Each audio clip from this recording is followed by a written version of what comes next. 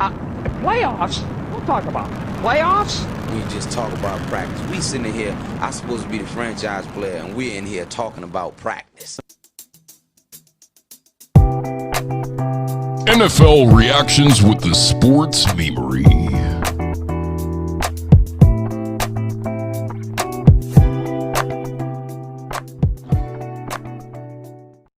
So week 8 of the NFL season is in the books, and once again, teams that we thought we knew all about, the NFL keeps dealing some surprises. The Vikings beat the Packers 28-22. What were you guys' thoughts on that game? Completely unexpected. In Green Bay, beat the Packers. So I thought this is kind of the Packers team that I was expecting in the beginning of the season. So I wasn't confident in the Packers defense. They definitely aren't a team that's going to stop the run well, and the Vikings took advantage of that. Dalvin Cook was an absolute beast. But when the season started, I thought that the Packers were only going to go as far as their defense let them. And then they outperformed. They were outscoring their defensive problems, and they looked really good. They looked like one of the best teams in the NFL. And then the Vikings kind of bring them back down to earth a little bit. Yeah, absolutely. I mean, I think just the tail of the tape is pretty easy on this. Dalvin Cook took over that game. He was the best player on the field, and his play was able to keep Minnesota on the script that they knew they had to do to win that game. I think it's as easy as that. When you were able to run the ball, make explosive plays, you're going to do really well. I think Minnesota by far played their best game of the year and kind of showed what we were hoping to see all year from them. The question I got for you, Drew, is it too little too late there in Minnesota? Oh, it's definitely too little too late, and they aren't a good enough team. So there's been 3 teams that have made the playoffs after starting out 1-5. The last team to do it was the Colts. I think it was 8 years ago. This isn't that team. This isn't a team, they don't have like some dominant defense or some edge. They arguably have the best running back in the league. He looked spectacular last week. I mean, to say he's just phenomenal is ridiculous. But like we were saying right before we launched this, if you can just keep Kirk Cousins throwing, 15 passes a game, the Vikings are going to win all day. As long as the running game is going for the Vikings. The problem is, if Dalvin Cook pulls a hammy like he did in the Seattle game, they just can't keep up. I mean, Dalvin Cook drives that offense. And if they can stop Dalvin Cook, or if Dalvin Cook leaves the game for whatever reason, they have no chance. The defense is nothing special. They were able to, be just effective enough against Rodgers. But yeah, no, this team's not going anywhere. But on the other side of the ball, it was 2 spectacular performances. One that's getting buried because they lost. But Devontae Adams, my God. Just an absolute freak player. Him and Rodgers are on the same page, like all the way. A lot of those routes, especially down in the end zone, like you could tell it didn't matter what the other 9 guys were doing. It was just those 2 guys in a vacuum, and they were going to score. You know what, Drew? I was so high on Minnesota coming into the season. Same. I'm going to stay on it. Just looking at their schedule, they have a very favorable schedule, and looking at who's ahead of them in the standings, I think they're better than Washington, Carolina, Detroit, San Francisco, Chicago. I think it's going to come down to 2 of these 3 teams are going to make the playoffs. I think it's going to be between Arizona, Los Angeles Rams, and Minnesota. I think those 3 teams battle it out. And right now, obviously, Minnesota's on the outside looking in. But what have the Rams and Chicago done to show you that they're anything better than a 500 team?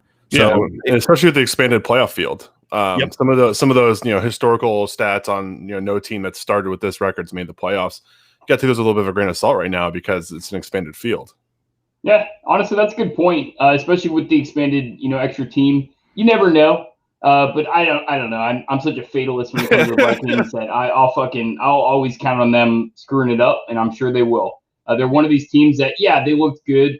They looked good against Seattle a couple weeks ago, and then they came out and shit the bed against the Falcons. So who even is this team? Right. Until they show me that they can string together a couple games, I can't possibly believe in them. And speaking of stringing together a couple games, the Raiders Browns. Raiders win it 16-6. We talked about it just last week, Brandon, on this podcast. The Browns, man, Baker Mayfield, the dude cannot put together 2 games to save his life. Was that not the most predictable performance you've ever seen. Like there's gonna be a lot of teams we cover on this overreaction pod that like, yeah, we don't know who they are. We have no idea what they're gonna do week to week. Baker is so predictable. If you couldn't see that coming, you haven't watched enough tape of Baker Mayfield. And he fools now, me all the time, though. He fools me all the time. Like Odell Beckham, when Odell Beckham left, all of a sudden I was like, well, maybe Baker's a different player without OBJ. I was like, maybe it was just like a locker room trauma. He has it in his head all the time that OBJ always wants the ball. I was like, maybe without OBJ, the chemistry is going to be different. They can string together some games. But nope, he's Baker Mayfield. He's every other game. Again, I don't want to get too ahead and be schedule hunting, but their next game is against the Texans. I guarantee he lights that defense up. and then what are we going to be saying again? Maybe the Browns are good. We're just going to do this. And, I had them as 6-10. I think at best they maybe go 7-9, 8-8. But again, this is just what you're going to get with Baker. Right. The bigger question is, what's up with the Raiders? Like, this is another team that I just cannot evaluate. Can either one of you two have any read on this team? No. I mean, they suffer from the same syndrome, but I think theirs is more coaching related, where they can't put together multiple weeks. Like they can beat the Chiefs in Arrowhead, but then they struggle against really bad teams. I don't know. They're losing next week against the Chargers. I mean, maybe. No, Chargers will go up by 30, and then they'll give it up in the fourth quarter. Exactly. And dude, let's just move to that game, man. The Chargers lose to the Broncos. I've never been an Anthony Lynn fan, but I know it's not always on the coaching staff, but this is on the coaching staff. What the fuck are they doing? Herbert looks like a fifth-year player already. He looks incredible. Sure, he threw a couple picks. He made some mistakes, but he just looks like the guy. Why can't the Chargers finish these games off? You hit it. It's coaching. It's a battle of who is more inept, Vic Fangio or Anthony Lynn. I predicted a couple weeks ago an overreaction show that Anthony Lynn will be fired. You and Marcus both said that you think they give him one more year. They give him just because they're dumb, not because they should give him another year. Because I think the Chargers organization is that terrible. You guys had a legit reason, and you're going to build an entire offseason around Herbert and see what he can do with a whole offseason. I mean, you and Marcus's logic made complete sense. I'm just saying I've seen enough out of Anthony Lynn that you just pull the ripcord. To think you're going to get any kind of different results. They're spiraling towards a Dan Quinn Gator death roll here. Keeping on going with Anthony Lynn, in my opinion. Yeah, and it's just the inability to close out games like that is just coaching. And I know they don't run the ball very well. I know that they've tried to get Kelly going. They've tried to get some other players besides, obviously Eckler goes down. That hurts their running game. But you have to have the ability to close it out. And if it's not running the ball, then you got to keep the ball moving the clock moving some other way. Well, you said Dan Quinn, which I love the comparison because they are similar coaches. They're very player-oriented coaches, and they shit the bed in the fourth quarter. I think that Anthony Lynn is a really likable guy. I'm certain that Dan Quinn is a really likable guy. But sometimes you just got to move past that. Like, likable doesn't win games. Look at Bill Belichick. The least likable human being to ever live. I mean, could you constantly imagine going to Bill Belichick's house for a day party, and he's like, oh, can I get you some snacks? It's gonna be really uncomfortable. He's gonna serve you some bad snacks. You're gonna look for a reason to leave after 5 minutes. He's gonna give you a Doritos bag that's 80% 8, and there's just mostly crumbs at here. Exactly. Here. This is what you can have. This is. He's gonna offer you an old tub of hummus that's been in the fridge, not because he wants to give you the hummus, because he wants to get rid of the hummus, and you're there. Yes, no, but those are the guys that win Super Bowls. Dan Quinn is going to invite you over. You're going to do some keg stands in his garage. You're going to play some pool in his man cave downstairs. You're never going to win. All right, this is getting a little ridiculous. I'm getting a little Colin Cowherd there, and I hate myself for it.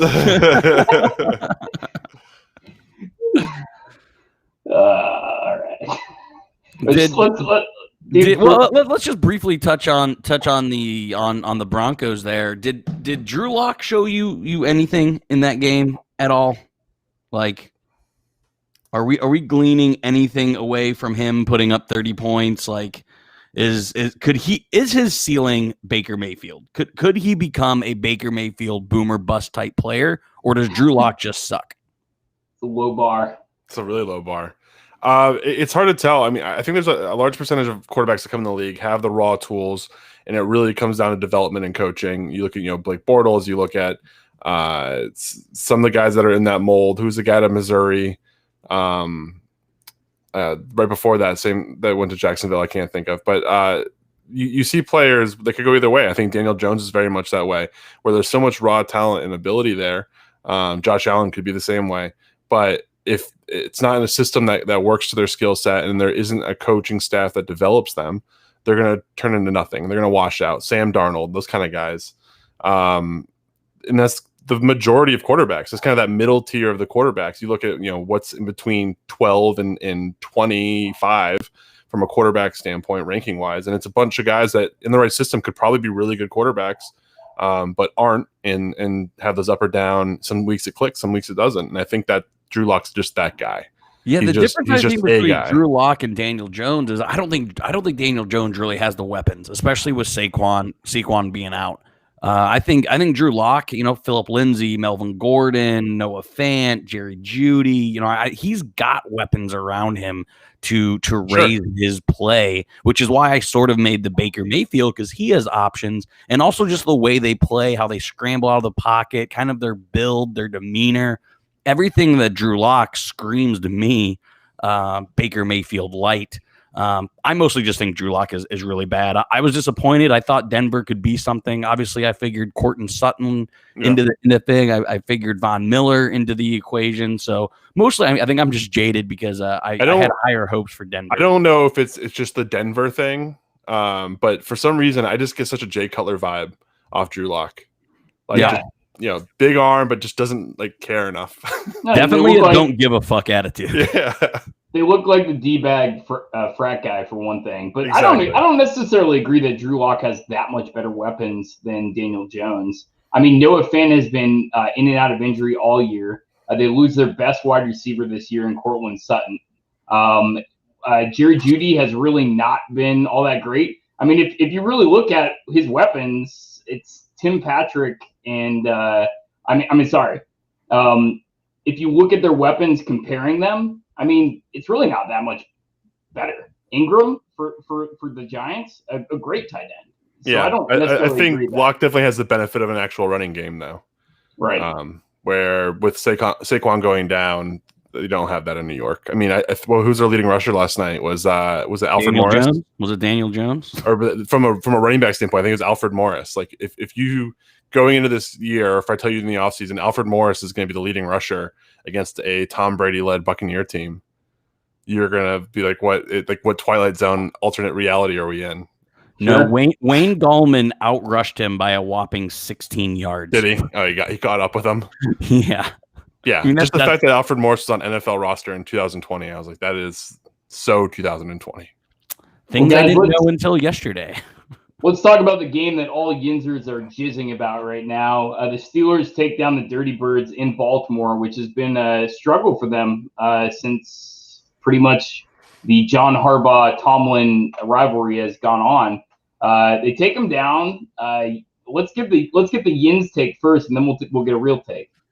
Honestly, it was shut the fuck up. It was honestly the most impressive performance I've seen out of the Steelers in a couple of years, and I'm trying not to be hyperbolic here, but the Baltimore just absolutely dominated the way Pittsburgh dominated against Tennessee in the first half of that game. Ball control, efficiency, the defense getting off the field quickly. Baltimore put on an absolute clinic. And one thing, and I don't want to turn this into a Harbaugh versus Tomlin debate, but Harbaugh's mostly won the coaching adjustments, the game planning advantage, and Tomlin just drew whatever he drew up in the second half worked. They stopped blitzing and started playing more zone coverage. They started they got away from the run. They completely abandoned the run and just went from going 4 to 5 wide. I think I love what they're doing, lining Ebron up as just a straight wide receiver. In the beginning of the season, they were putting Eric Ebron as like a down tight end, and they got away from that, and those two are really starting to click. And Ben just played his old cowboy gunslinger. It's the most impressive game Ben has had all year, and a lot of people were like, who have they beat? Who have they beat? Who have they beat? They've handily beat the Browns. They clung on, but still won on the road against Tennessee. And they've shown an ability to dominate Lamar now 3 games in a row. So I don't see how any other team right now can feel better in the AFC than the Steelers. Yeah, dude, I've loved the Steelers since the beginning of the year. I still love them. The schedule has been soft, but they've beat every opponent they can beat, and that's all you can really do in the NFL. Tennessee couldn't do it against Cincy. I mean, there's countless examples of teams laying an egg. I called it out in our Wednesday pod that the Steelers were gonna beat the Ravens because they match up the best with Lamar Jackson. I think they also match up really good with Patrick Mahomes, and that's the ultimate question for the Steelers this year. Can they beat the Chiefs? For every AFC team, it's not about how good you are within your division. It's can you beat the Chiefs in the playoffs? And I think the Steelers can. They can put the pressure on him. They can hold him down. Their secondary has to make some improvements before that happens. But I love the Steelers, man. I think that wide receiving core is just unreal. If Big Ben can just make less mistakes, which I think he made I said it in our pod last Wednesday, if he can just hold it down and not throw 3 interceptions in this game like he did the prior game, they're going to win. You took it one step ahead of that. You said if Ben doesn't turn the ball over, the Steelers will win. Yeah. What happened? Ben didn't turn the ball over and the Steelers won. Right. Sometimes we overcomplicate football. Sometimes it's just as easy as that. Sure. Don't turn the ball over if you're good. Don't beat yourself and you'll win the game. Right. Yeah, definitely. They match up well against Baltimore. Having Watt on the second level can really help contain. And if you force Lamar to be one-dimensional and really just win a game with his arm, he doesn't do that at a very high rate. That's the issue he's run into in the playoffs. And typically better teams, better defenses, more time to scheme. And he's struggled with that. I definitely think that it's either Pittsburgh or the Chiefs. I know the Pittsburgh has struggled to cover tight ends. So that's really a deciding factor in that matchup. But I think the Steelers are. That is very true. Evan Ingram had a good game. Noah Fant had a good game. Yeah. They held Mark Andrews completely down. Mark Andrews didn't do anything, and Mark Andrews is an elite tight end. Well, he's struggled all year, though. But he's not Travis Kelce. Yeah, and Andrews has not been good this year. He's not had put up nearly the year he did last year. So, I still think the Steelers are probably the most complete team. They are. To answer your question about can they beat the Chiefs, they have 30 sacks this year. That is over 4 sacks a game. When you can put that kind of pressure, and they turned Lamar over 4 times and got him to lose the ball 5. Anytime you can create turnovers and pressure like that, that's how you beat elite teams. And that's why I think they can absolutely beat the Chiefs. And Drew, we talked about it about baseball, but not having that Chiefs stadium rocking and rolling, I think what is also could be another reason, going into Arrowhead with that stadium, that's really tough. Yeah, we're talking about January in Missouri. Right. Probably going to be 100% crowds, man. I mean, the NFL is not governing any of that. So we're talking about January in Missouri. Just saying. We could definitely see crowds. I don't think there'll be full crowds. That would be fucking nuts. But I wouldn't put it past them.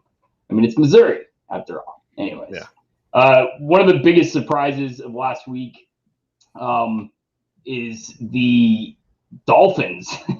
The Dolphins winning 28-17 against the Rams. I said on our pod last week that the Dolphins were one of my favorite upsets this week. Did not think they were going to do it the way they did, with Tua throwing for a whopping 93 yards. Just a dreadful start to his career. But the Dolphins, with an incredible special teams, incredible defense, You got to give it up to the Dolphins. They're 4-3, and they look good. If Tua can get it together, this team could be scary.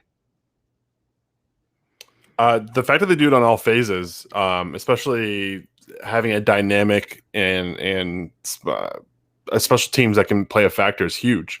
There's not a lot of teams this year who are doing a whole lot on special teams. We're seeing a lot around just miscues, blocked punts, blocked field goals, missed extra points. I think Gutskowski's missed like 7 or 8 extra points. He missed another field goal this week. He's fucking terrible. But the ability for them to really dominate all 3 phases is, I think, it's what's going to make them a contender. And I really think that they could. I don't have faith in Josh Allen holding it down. If Miami can win despite Tua not looking good, I'm sure he'll look better than that the rest of the way. I definitely like them to win that division. Sure. You like them to win the division this year. They're in a good spot. What an overreaction. What an overreaction. Is it though? I think it is. I think definitely the Bills are still far and away. I don't think you can expect the Bills that kind barely of beat New England, team. who is terrible, and they also barely beat the Jets. But there's a theme there. They're barely winning, but the key thing there is winning. Yeah. The Dolphins won't put up another special teams and defensive performance like that again this year. I think with Myles Gaskin out, with Devontae Parker being injury riddled, and Tua showed absolutely nothing, I think that was more of a outlier, their performance. I think that's just one of the freak unlucky performances that unfortunately happen week to week in the NFL. Dude, the Bills got absolutely railroaded by the Titans. It wasn't even close. And now the Titans are looking like a very, very fallible team. The Chiefs beat them not by a tremendous margin, but they beat them handedly. I agree that I think the Dolphins are weirdly the most talented team in that division. If Tua can get it together, which I think he will, by the way, I am not off the Tua train by any stretch of the imagination. I don't think he's going to be spectacular this year. He's not going to be Herbert. He's not going to be Burrow. But I think he can be just good enough. He can be better than Fitzpatrick this year. They won 3 games with Fitzpatrick. I think they can win games with Tua going forward. Yeah, they're playing the Cardinals this week. We'll get into it more in other podcasts. But that line's only at 4, and the home team gets 3. I think even Vegas. Does the home team still get 3 this year with no crowds?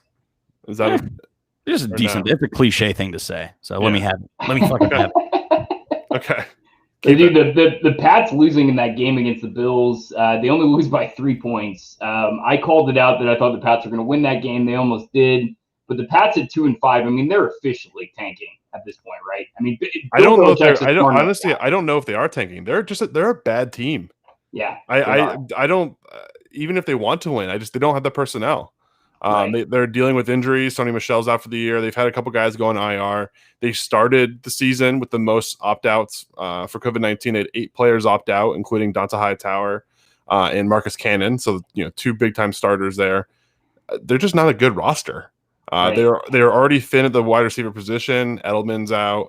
I mean, they had Jacoby Myers running around. Is this a little bit of Bill just thinking too much of himself to roll a season into this? Because it seems like they went half-ass in, right? They went half-ass in. They went out and got Cam Newton, but they didn't put anything else around him. They knew players were opting out, yet they didn't scour the cut and free agent wire. It just seems like. But who were the big NFL free agents that you think they should have went and got that went somewhere else? Off the top of my head, I can't think of any guys. Because there's not. There aren't any. But trades were happening all season, and Bill's a trade master. I mean, this is the most trades I can think of in an NFL season, and Bill stayed quiet. So you have job security. You will never get fired. You can end your career in New England as many years from now as you want. You're also the coach and GM. You have a system that's been in place, and you don't have the pieces for that system, and you are starting to hold down 8 players. And you already have a depleted war chest because you've made moves. You've been picking at the back half of the round for the last 2 decades. Why dump a bunch of assets into the season?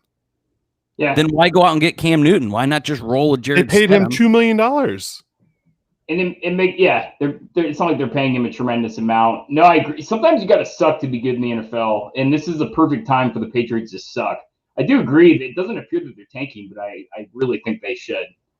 All right, guys, I got to wrap this up, but I do want to talk. I want to touch on this game because it was horrible. It was one of the worst games of the year. The Bucks just barely slide past the Giants. And speaking of a team that I don't know, I was just saying on the pod last week, I thought the Bucks were the best team in the NFC. Let me walk that back just straight away. I'm going to just touch on a few points in this. Ugly game. Both sides, really. The Bucks were so bad, so inept in the first half. That's very scary. They've looked like that at times this year, particularly against the Saints week 1. We haven't really seen them be that bad since then. I'm sorry, I take that back. Against the Chargers in the first half. Yeah. They've been really bad in the first halves of multiple games this year. But my biggest takeaway of this game is Leonard Fournette the starter in Tampa going forward. I think he has to be. Oh, man. I mean, Rojo has just been atrocious the past couple weeks. He can't touch the ball. No. And if you can't catch the ball, you can't be a running back in a Tom Brady offense. It's true. Unless you're getting your designed run plays and you're only getting 10% of the snaps. Like, that's a thing. Plenty of guys have done that. But you can't be a big part of that offense if you can't catch the football. Yep. So from a fantasy perspective, if you have some guy that doesn't know what they have in Fournette out there in a league, go out and get him, because he hasn't put up impressive weeks the last 2 weeks. He's put up like 14 points and 10 points. I think he's the legitimate bona fide starter in fantasy going forward. So if you have an idiot in your league, go trade him for Leonard Fournette before he realizes what he has. Seriously. Yeah, I mean, the Bucs are 2 very questionable calls away from at least going to overtime, if not losing that game.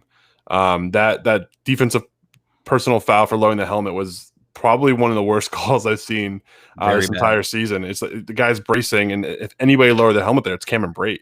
The guy is bracing for contact, and then I'm surprised they pick up that flag for pass interference. That's one of those things where if you throw the flag, you saw something at live speed. So to go back and say, oh, there wasn't interference, he wasn't prevented from catching the ball. It's close. It's a bang play. I think you go with whatever happens on the field, but to pick that flag up on the same sideline that they didn't pick up a flag for that personal foul, I thought was a little. It's disappointing. You want to see consistency, even if it's bad across the board. You just want to see consistency. Sure. All right, guys. Well, I got to get out of here. Is there anything going on tonight? Anything happening in the world? We'll go to bed early. There's nothing to watch. Should be a quiet night. I don't really know of anything going on tonight, so I think I'm just going to go have a nice relaxing night with my wife, go out to eat. Nothing really going on in the world of note, nothing we really need to pay attention to, so I think I'm just going to go drink some wine and call it an early night. What's the worst that can happen? Exactly.